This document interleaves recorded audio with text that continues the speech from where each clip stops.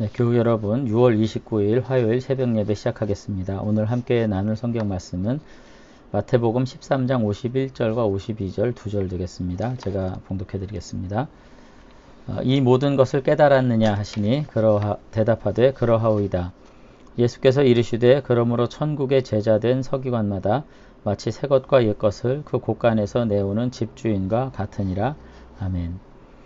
네, 어제 이제 우리가 함께 나눈 말씀과 마찬가지로 오늘 이제 예수님께서는 아주 직설적으로 너희가 천국의 제자된 서기관이다 이렇게 얘기하십니다. 그러니까 서기관과 바리새인들의 의보다 너희가 더 나은 의를 가져야 된다 이렇게 말씀하신 이유가 제자들을 이제 사람 낚는 어부가 되겠다 하시면서 이제 요구하신 기준이 이거거든요. 그러니까 결국은 예수님 당대에 있는 모든 서기관과 바리새인들은 사실상 서기관과 바리새인의 역할을 하지 못하니까 서기관도 아니고 바리새인도 아니다.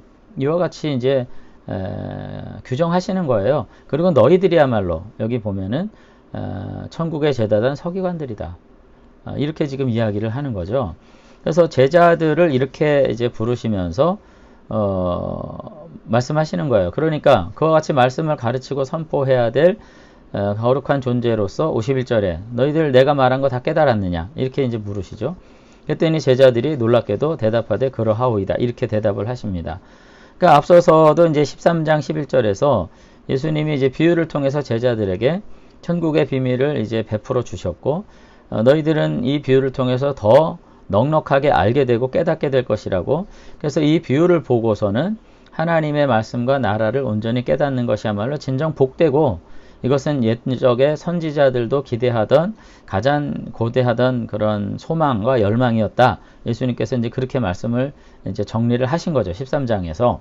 그러니까 여기서도 우리가 이제 알 수 있는 게 뭐냐면 교회 안에서 그리고 우리가 성도로서 살아가면서 가져야 될 가장 큰 열망이 뭔가 하는 것을 우리가 생각해야 되는 겁니다. 그것은 더도 말고 덜도 말고 하나님의 말씀에 대한 풍성한 이해와 알이에요. 예, 그것이 우리에게 필요하죠. 그래서 그 말씀 안에서 진리 안에서 넉넉해져야 돼요, 마음이. 그 넉넉해진 풍성한 이해와 더불어서 우리의 삶에 강력한 어떤 경건과 거룩에 대한 추진력이 생기기 때문에 그렇습니다. 이것이 우리 안에서 매우 빈약하고 가난할 때 우리는 삶에서 어떤 동력을 얻어지지가 않아요.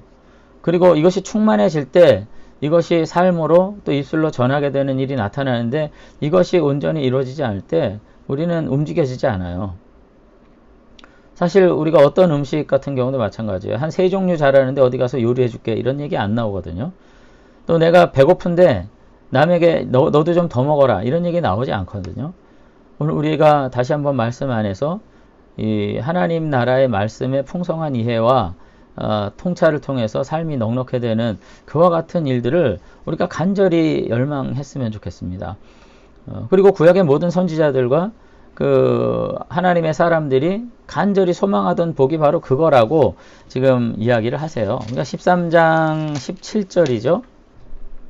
16절 17절에 보면은 그러나 너희 눈은 봄으로 너희 귀는 들음으로 복이 있도다.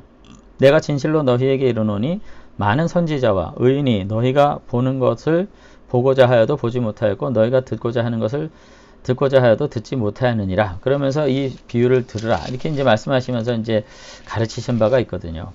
그러니까 결국은 이 풍성한 것으로 이제 오늘 여기 뭐 말씀이 예수님이 온통 비유만 하셨을 뿐 어떤 직설적인 이야기도 하지 않았다. 그럼 뭐예요? 이단. 이만희 이단과 같은 그런 주장을 지금 하려는 것이 아니라 예수님께서 제자들과 더불어서 오늘 있은 이 말씀뿐만 아니라 굉장히 풍성한 말씀으로 제자들을 이끄셨고 제자들은 그 모든 가르침을 통해 가지고 깨달았습니다. 이렇게 깨달았고 풍성해졌습니다. 이렇게 지금 고백할 수 있는 존재가 됐다는 거죠. 그래서 이제 51절에 보면은 결국은 이와 같은 그 예수님의 산상수훈도 있었잖아요. 팔복의 말씀도 있었고, 그리고 오늘 나오는 비유의 말씀들 이와 같은 다양한 가르침을 통해 가지고 제자들은 이제 비로소 하나님의 나라의 실체를 깨닫고 이해하는 수준으로 올라선 것을 알 수가 있습니다. 그렇기 때문에 예수님께서는 이와 같은 깨달음을 가진 자들에게 52절에 이제 사명을 맡기시는 거죠. 그죠? 이제 새 것과 옛 것을 곳간에서 꺼내어서 내어주는 주인과 같은 존재가 되라. 그래서 옛 것은 뭐예요? 구약에 예언되어 왔고, 그죠? 새 것은 이제 신약의 시대에 예수님을 통해서 성취된 이 하나님의 나라의 비밀, 이것을 곳간에 넣어놓고 잠궈놓고 봉인해 놓는 것이 아니라 마땅히 들려져야 될 자들에게 이것을 들려주고 선포하는 데 있어서 그 사명이 있다. 알리는 데 있어서 너의 사명이 있다. 그것이 바로 서기관들, 천국의 서기관된 제자들이 해야 될 임무다. 이렇게 이제 이해를 할 수가 있습니다. 그러니까 결국은 예수님은 제자들을 당대 서기관들과 바리새인들과 전면에서 함께 대항해서 하나님의 뜻을 풀어내고 전달할 수 있는 진정한 말씀의 전수자로서 제자들에게 기대감을 가지고 계셨던 것을 이제 알 수가 있어요. 예수님에 의하면 하나님의 천국을 이해하고 그 풍성함 가운데 살아가는 자들이야말로 진정한 서기관이라고 부름받기에 합당한 자들이라는 겁니다. 당대 서기관들은 어떤 자들이었냐면 율법의 공식적인 해석자이면서 교훈과 가르침을 줄 수 있는 스승이라고 지금 이렇게 여겨졌거든요. 그러나 예수님은 당대 서기관들이 아니라 바로 예수님의 제자들이야말로 그와 같은 칭호를 받기에 합당한 자들이다. 그렇게 지금 이야기를 이제 하고 있는 것을 볼 수 있습니다. 그래서 결국은 제자들을 향해서 예수님께서 이제 이 모든 가르침을 다 마치신 후에 이제 공식적으로 선포하고 파송하시고 그들의 지위에 대해서 이제 의미 있는 어떤 선포를 하셨던 것을 볼 수가 있습니다. 그러면서 이제 오늘 우리가 조금 더 살펴볼 것은 52절 하반절이죠. 그러니까 천국의 제자된 서기관마다 마치 새 것과 옛 것을 그 곳간에서 내오는 집주인과 같으니라 이렇게 했거든요. 여기 이제 새 것과 옛 것이 담긴 곳간이라고 하는 거는 이제 마음속에 과거에 대한 거 그리고 현재에 대한 거 결국은 성경 말씀 안에 과거 예수님 이전에 선포됐던 구약의 어떤 진리들과 예수님 이후에 이제 선포됐던 새로운 진리 이 모든 것들에 대해서 예수님께서 어떻게 생각하고 있는지를 알 수가 있어요. 구약의 율법에 대해서 노골적으로 말씀드리자면 옛 것이라고 불려지지만 결코 부정돼야 할 것은 아니라는 겁니다. 옛 것과 새 것을 그 곳간에서 내어오는 집주인과 같은 역할을 해야 되는 거니까요.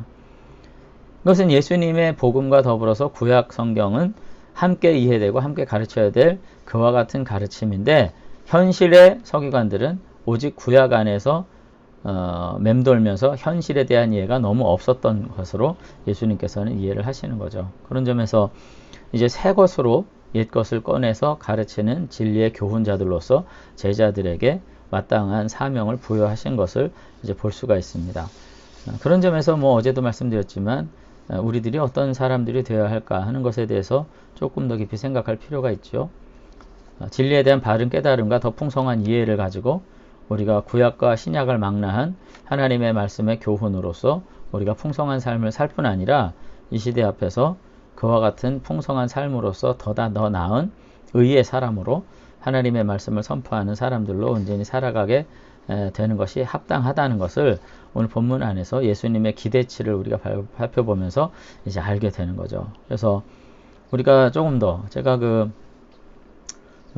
한간에 나오는 여러 가지 경건서적 이런 것들을 보면 대부분 모든 초점이 나에게 맞춰 있잖아요. 내가 어떻게 위로받을 것인가, 내가 어떻게 회복되어야 될 것인가, 내가 치유될 것인가, 내가 구원받을 것인가도 아니에요. 이제는 어떻게 치유받을 것인가, 이런 측면에서만 계속 언급하고 있는데 예수님은 그렇기보다는 말씀에 대한 이해를 가지고 하나님의 때를 분별하면서 살아가기를 삶의 자리에서는 늘 고통과 불행과 어려움들이 반복적으로 나타나고 있어요. 근데 그것을 해결하는 것이 성경과 경건의 구체적인 사명이 아니고 그와 같은 고난과 역경, 어려움과 근심 속에서 우리가 하나님의 나라를 향해서 오늘 이 순간도 한순간 한순간 우리가 나아가고 더 나아가서는 천국의 곳간 비유된 옛것과 새것을 마땅히 집에서 가지고 나오는 집주인과 같은 그와 같은 삶으로서 세상 앞에 살아야 된다고 지금 말씀하시는 것을 볼 수가 있습니다. 그래서 또다시 우리가 우리의 사명에 대해서 또 삶의 현실 속에서 내가 마땅히 감당해야 될 것에 대해서 깊이 생각하면서 우리가 진정한 천국의 제자된 서기관으로서 이 시대 앞에서 나는 어떻게 역할을 하고 있는지 돌아보고 우리의 사명을 다할 수 있는 저와 여러분들이 되시면 좋겠습니다. 한번 기도하겠습니다. 하나님 아버지, 오늘 우리의 사명에 대해서 생각합니다. 우리가 믿음을 가지고 살면서 너무나도 개인적인 열망과 개인적인 욕망에 대한 관심을 가지고 말씀을 보고 또 듣고 또 그것에 어떠한 해답과 위로를 찾기 위해서 날마다 근심하는 모습들이 우리 안에 있음을 고백합니다. 물론 우리의 삶의 근심의 영역이 너무나도 위중한 것을 인정합니다. 그렇지만 우리가 너무나도 나 자신에게 초점이 맞춰진 채 이 땅에서 안락과 평안만을 생각하고 있지 않았는지 다시 한번 돌아보게 하시고 주님께서 천국의 제자된 서기관과 같다 이렇게 말씀하시면서 마치 옛것과 새것을 그 주인의 곳간에서 가지고 나오는 자들과도 같다. 오늘 그렇게 말씀하신 거 우리가 다시 한번 생각하면서 우리가 먼저 누리고 먹고 마신 이 복음의 이 풍성한 것들을 우리가 다시 한번 깊은 깨달음과 안식 가운데에서 세상 앞에 드러내놓는 거룩한 제자들로서의 삶을 다시 한번 확인할 수 있도록 은혜 주시기를 원합니다.